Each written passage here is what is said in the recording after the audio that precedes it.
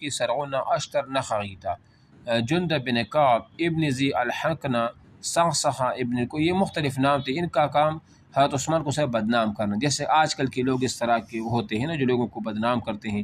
یہ لوگ ذرا ذرا سی بات پر فتنہ گیری کرتے تھے، اور ان کی آئے دن، جس طرح آج کا سوشل میڈیا پر ہو رہا ہے، ان کی آئے دن کی فتنہ گیریوں سے تنگ آ کر سعید بن العاص اور اشراف کوفہ نے حضرت عثمان سے درخواست کی کوفہ کی ان کے شر سے بچانے کے لیے انہیں یہاں سے نکال دیا جائے۔ آپ نے قیام امن کے خیال سے ان لوگوں کو امیر معاویہ کے پاس شام بھیج دیا اور لکھا کہ یہ لوگ فتنہ انگیزی کرتے ہیں، ان کی اصلاح کی کوشش کرو، اگر باز نہ آئے تو میرے پاس بھیجو۔ حضرت عثمان کے خلاف پہلا عملی اقدام۔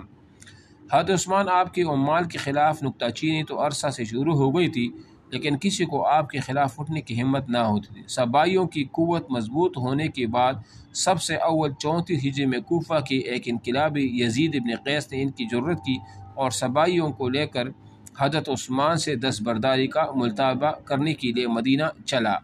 یہ سبائی سے مراد عبداللہ بن سبا کے پیروکار مراد ہے، ٹھیک ہے نا۔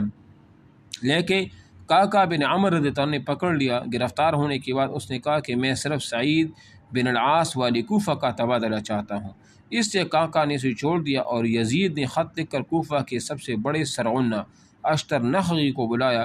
اس کی کوفہ پہنچنے کے بعد یہاں شورش شروع ہو گئی۔ اشتر نخعی نے سعید بن العاص کے ایک غلام کو قتل کر دیا۔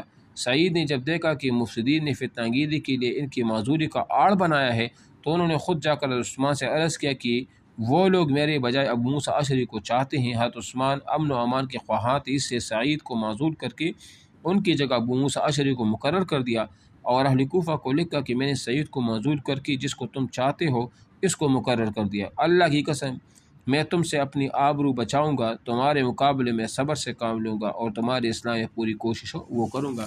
یہ کوفہ والوں کو حضرت عثمان اس طرح وہ پیغام وہ دے دیا، ٹھیک ہے۔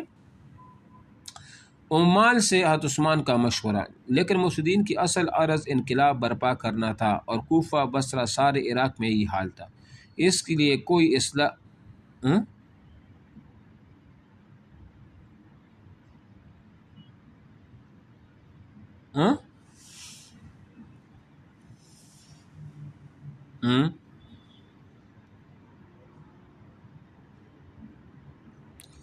وہ ابو موسیٰ اشعری کی خواہاں نہیں تھے، وہ اصل میں پروپیگنڈا امیر عثمان کی طرف کر رہے تھے، اس کے سے کر رہے تھے، اور نہ ان کا عرض یہ تھا کہ سعید بن العاص کو معزول کرے اور موسیٰ اشعری کو جو ہے نا وہ لے آئے۔ اصل میں سعید بن العاص جو تھے نا، یہ امیر عثمان کی کنبہ کے آدمی تھے، بنو امیہ سے غالباً ان کا تعلق بھی تھا۔ یہ انہوں نے ایک بہانہ بنا دیا نا، وہ بہانے ہم نے کچھ پڑھ بھی لی، جو بے جائے الزامات لگا دیے کہ اپنے کنبے کو لوگوں کو نے وزارت ہی دی ہے، یہ ہے وہ ہے، تو یہ بے جائے سارے وہ تھے اعتراضات تھے، ٹھیک ہے نا۔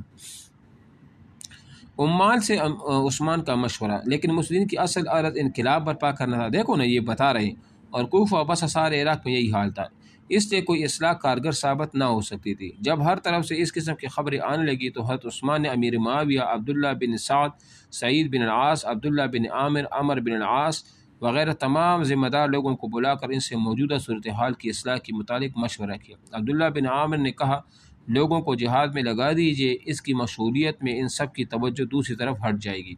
سعید بن عاص نے رائے دی کہ شورش چند لوگوں کی وجہ سے ہے، اگر اس کی سرعون نہ پکڑ کے قتل کر دی جائے تو مفسدین کا شیرازہ خود بکھر جائے گا، ٹھیک ہے نا۔ امیر معاویہ نے کہا کہ ہر حاکم اپنے اپنے صوبہ میں امن و امان کا ذمہ دار قرار دیا جائے، شام کی ذمہ داری میں لیتا ہوں۔ عبداللہ بن سعد نے رائے دی کہ یہ سب بندہ زر ہیں، روپیہ دے کر ان کا منہ بند کر دیجیے۔ عمر بن عاص بولے کہ اس کا سبب یہ ہے کہ آپ لوگوں کی منشا کے خلاف کام کرتے، عدل و انصاف سے کام لیجیے، یا خلافت سے کنارہ کجی اختیار کیجیے، ورنہ پھر ہمت کر کے جو دل میں آئے کیجیے۔ حضرت عثمان نے متعجب ہو کر ان سے پوچھا، تمہاری میری نسبت یہ خیال ہے؟ عمر خاموش رہے۔ جب لوگ چلے گئے تو کہا، امیر المؤمنین، میں نے جو کچھ کہا تھا وہ دراصل میرا خیال نہیں ہے کہ آپ کی ذات اس سے بلند ہے، یہ میں نے اس مصلحت کی بنا پر کہا تھا کہ مخالفین پس پردہ ہماری گفتگو کی تجسس میں تھے، اس لیے میں نے یہ بات کی تاکہ وہ لوگ مجھے اپنا ہم خیال سمجھ کر رازدار بنائے اور مجھے آپ کو ان کے شر سے بچانے کا موقع ملے۔ دیکھو کتنے بڑے ذہن والے صحابہ تھے نا یہ عمر بن عاص، اس کو عرب کا دماغ بھی کہا جاتا ہے۔ کیا کہا جاتا ہے؟ عرب دماغ بھی، تو دماغ والے کام بھی کرتے تھے نا۔ حضرت علی کا مشورہ، حضرت علی نے کیا مشورہ دیا؟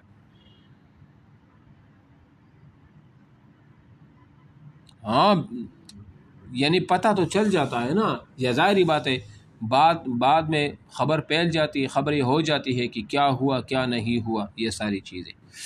ہر طریقہ کا مشورہ، جیسا کہ اوپر معلوم ہو چکا، عثمانی عمال کی بعض بے عنوانیوں کی وجہ سے بعض صحابہ کو بھی ان سے شکایت تھی، لیکن ان کا مقصد صرف عمال کی اصلاح تھا۔ چنانچہ جب حضرت عثمان کے خلاف زیادہ شورش بڑھی تو صحابہ کرام نے اصلاح کے لیے قدم اٹھایا، اور حضرت زید بن ثابت انصاری، ابو اسید سعدی، کعب بن مالک، حسان بن ثابت نے حضرت علی کو حضرت عثمان کے پاس صورتحال پر گفتگو کرنے کے لیے بھیجا۔ انہوں نے جا کر کہا، مجھے لوگوں نے آپ کے پاس گفتگو کرنے کے لیے بھیجا ہے، لیکن میری سمجھ میں نہیں آتا کہ میں آپ سے کیا کہوں۔ آپ خود کسی چیز سے ناواقف نہیں، جو کچھ میں جانتا ہوں وہ آپ بھی جانتے ہیں۔ آپ نے صلی اللہ علیہ وسلم کو دیکھا ہے، آپ علیہ السلام کی صحبت اٹھائی ہے، آپ کی باتیں سنی ہیں، رسول اللہ علیہ وسلم کے عزیز و قریب ہیں، ان کی دامادی کا شرف بھی حاصل ہے، جو ابن ابی قحافہ اور ابن خطاب کو بھی حاصل نہیں تھا۔ کسی امر میں ان کو آپ پر تقدم حاصل نہیں ہے، اس لیے آپ ان سے زیادہ عمل بالحق کے مستحق ہیں۔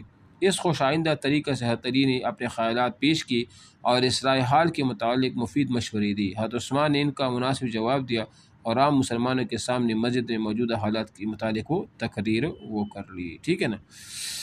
اب یہاں سے پھر یہ کافی لمبی چوڑی بحث ہے نا، تو اس طرح اس زیادہ تو نہیں پڑھ سکتے ورنہ آپ کو سمجھ نہیں آئے گا۔ تحقیقاتی کمیشن سے انشاءاللہ وہ کل پڑھیں گے، کل اس کو ختم بھی کر دیں گے امیر عثمان کو، ٹھیک ہے نا۔